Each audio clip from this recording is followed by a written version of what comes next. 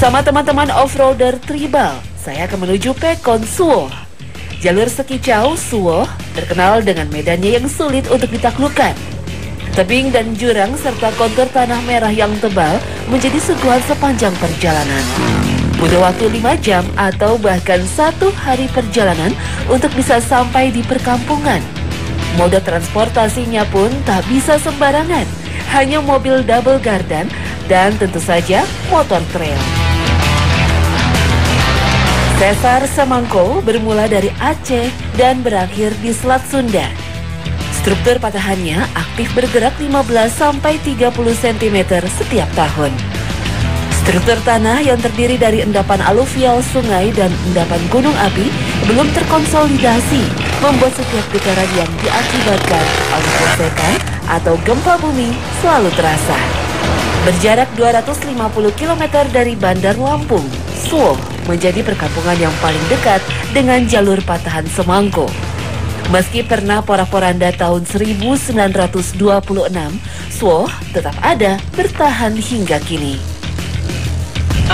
Ini medannya memang, jadi memang pilihan masyarakat di sini untuk transportasi, karena ini panjang kanan kiri ini kebun kopi ya Pak ya. Iya. Kalau untuk bawa hasil panennya ke Sekicau itu kadang-kadang pakai ojek juga. Mobil ini begini bawa juga, Pak? Bawa juga ya.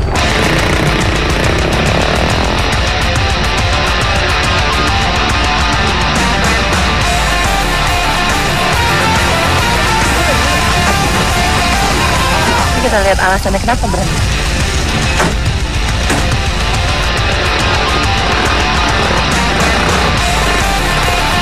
Di depan sana ada tujuan saya mau lihat yang namanya Sesar Semangko. Apa itu? Kelihatan di depan. Sebentar lagi. Maju, Pak!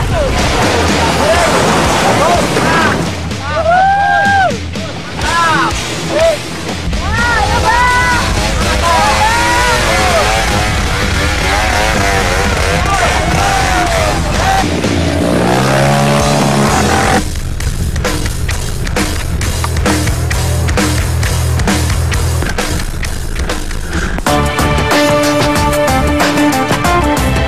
Uap yang membumbung tinggi disertai gejolak letupan menjadi pemandangan yang sudah biasa terlihat.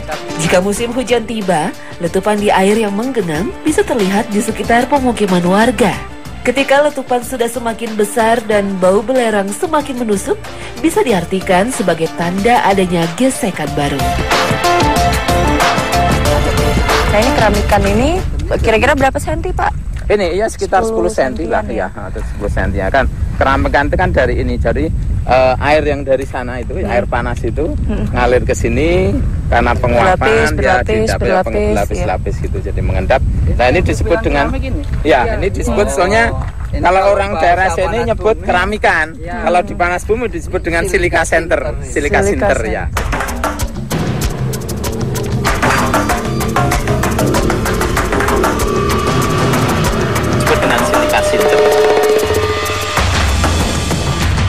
Nah, panas bumi ini manfaatnya untuk masyarakat Suwoh berarti listrik mereka tercukupi ya kan? Ya. Suwoh saja? Oh enggak, jadi tidak hanya Suwoh, tapi bahkan bisa sampai Sumatera dan Jawa.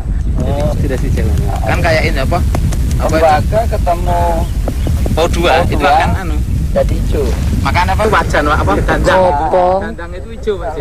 Nah, jadi memang bagian tengahnya dari teras ini, dari teras ini masih muda gitu. Jadi hati-hati kalau jalan, kita harus ikut alurnya yang pinggir. Dari bawah kan airnya. Kalau jeblos, bawahnya air panas. Aduh, kayak gitu.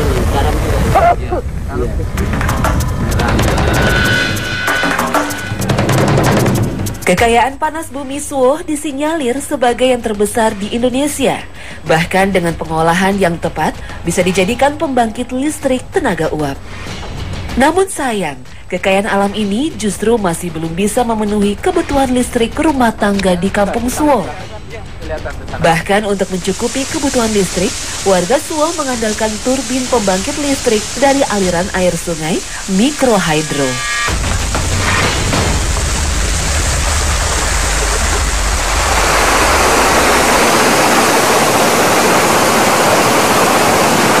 Kincir air ini dimanfaatkan oleh masyarakat Suwoh untuk pembangkit mikrohidro gitu. Jadi listrik di sini dari ini.